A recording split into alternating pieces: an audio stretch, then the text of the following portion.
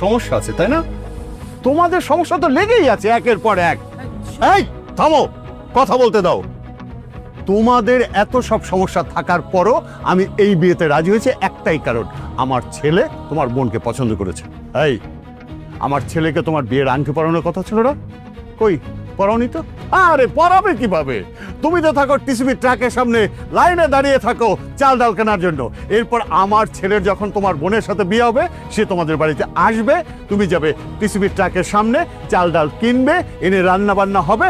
ততক্ষণ আমার ছেলে না খেয়ে অপেক্ষা করবে। মা আঙ্কেল, আমার অবস্থাটা একটু বোঝার চেষ্টা করেন। যা বোঝার বুঝে গেছি। তোমাদের এত কিছুর পরও আমরা এসেছিলাম বিয়ের ডেটটা ফাইনাল করার জন্য, কিন্তু তোমাদের অবস্থা দেখে যেমন হচ্ছে তাতে এই বিয়ের জন্য আমাদের আর আগানো ঠিক হবে না। এই চলো, শুনুন, আমাদের যদি কোনো ভুল হয় ক্ষমা করবেন। চলো, আরে চলো। আঙ্কেল,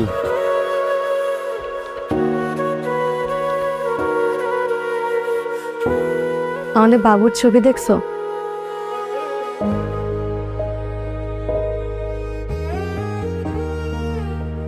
তুমি খুশি হও নাই? বাবা হিসেবে আজকে আমার সবচেয়ে খুশি হওয়ার কথা, কিন্তু আমি খুশি হতে পারতেছি না, কারণ আমার মাথার মধ্যে হাজারটা চিন্তা। ওকে ঠিকঠাক মতো বড় করতে পারবো কিনা, ভালো স্কুলে পড়াশোনা করাইতে পারবো কিনা, পুষ্টিকর খাবার খাওয়াইতে পারবো কিনা আমি জানি না। এর মধ্যে নাই আমার চাকরি, 4টা মানুষের সংসার যে কিভাবে চলতেছে আল্লাহই জানে। ওর যদি কোনো অযত্ন হয়, আমি এই জীবন রেখে কি করবো? আমার কাছে মনে হয় যে আহা, তুমি সব সময় বেশি চিন্তা করো। এত চিন্তা করার কিছু নাই, দেখবে সব ঠিক হয়ে যাবে।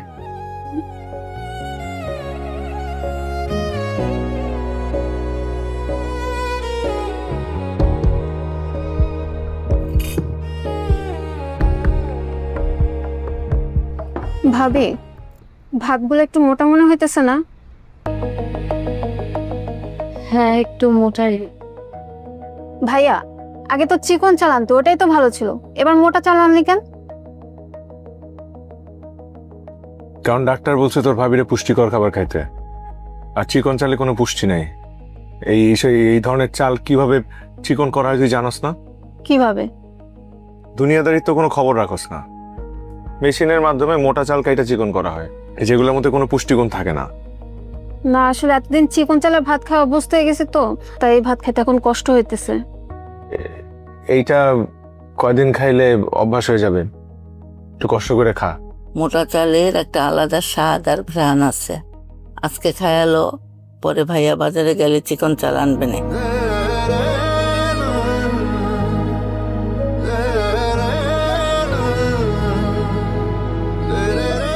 কি হয়েছে?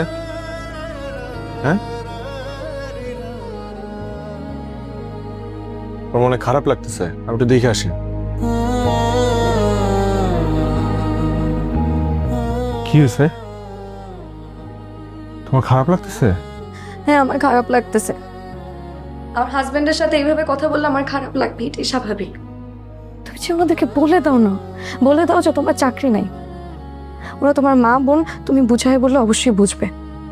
তাও রোজ রোজ তোমাকে কথা শোনাবে না। ঠিক আছে, আমি বলে দেবো। চলো খাওয়া শেষ করবো, খাওয়া থেকে উঠে আসো। আসো আসো।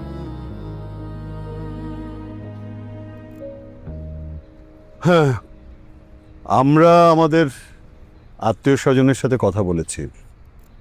আজকে তো 25 তারিখ, আগামী মাসের 10 তারিখের মধ্যে আমরা বিয়ের প্রোগ্রামটা শেষ করে ফেলি।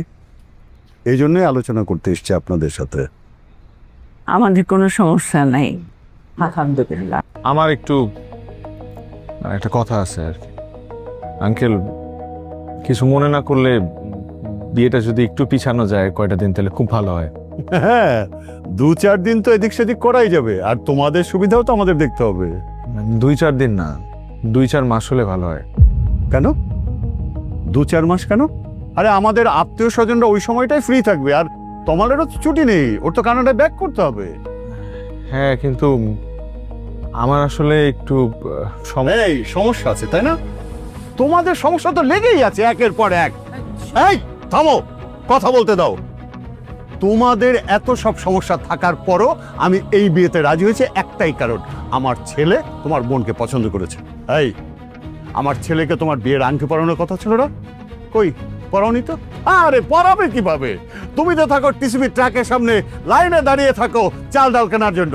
এরপর আমার ছেলের যখন তোমার বোনের সাথে বিয়ে হবে, সে তোমাদের বাড়িতে আসবে, তুমি যাবে টিসিবি ট্রাকের সামনে চাল ডাল কিনবে, এনে রান্না বান্না হবে। ততক্ষণ আমার ছেলে না খেয়ে অপেক্ষা করবে। মা আঙ্কেল, আমার অবস্থাটা একটু বোঝার চেষ্টা করেন। যা বোঝার বুঝে গেছি। তোমাদের এত কিছুর পরও আমরা এসেছিলাম বিয়ের ডেটটা ফাইনাল করার জন্য, কিন্তু তোমাদের অবস্থা দেখে যা মনে হচ্ছে তাতে এই বিয়ের জন্য আমাদের আর আগানো ঠিক হবে না। এই চলো, শুনুন, আমাদের যদি কোনো ভুল হয় ক্ষমা করবেন। চলো, আরে চলো। আঙ্কেল,